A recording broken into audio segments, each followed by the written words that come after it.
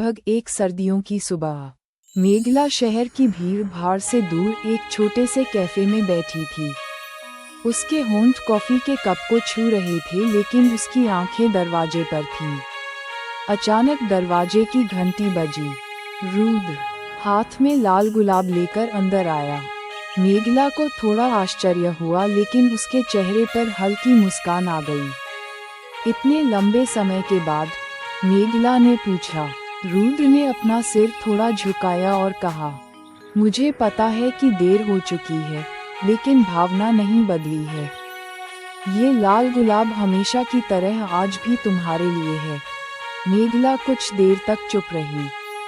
फिर उसने धीरे से कहा, तुम्हें पता है, मैंने सोचा था कि तुम भूल गई हो, लेकिन हमेशा की तरह है। ये लाल गुलाब मुझे याद दिलाता है कि प्यार समय से बंधा नहीं है। रुद्र मेज के पार पहुंचा। मेघला ने उसका हाथ पकड़ लिया। कैफे की खिड़की से आती रोशनी उनके चेहरों पर पड़ रही थी। उनके मौन क्षणों ने बाहर की ठंडी हवा को गर्म कर दिया। पृष्ठभूमि में धीमी पियानो धुन बज रही थी। रुद्र ने धीरे से कहा, मैं फिर कभी नहीं खोऊंगा। लाल गुलाब सिर्फ एक प्रतीक नहीं है, यह एक वादा है। क्लाउडी ने अपनी आंखें नीची कर लीं, लेकिन उसके होठों पर एक आश्वस्त मुस्कान थी।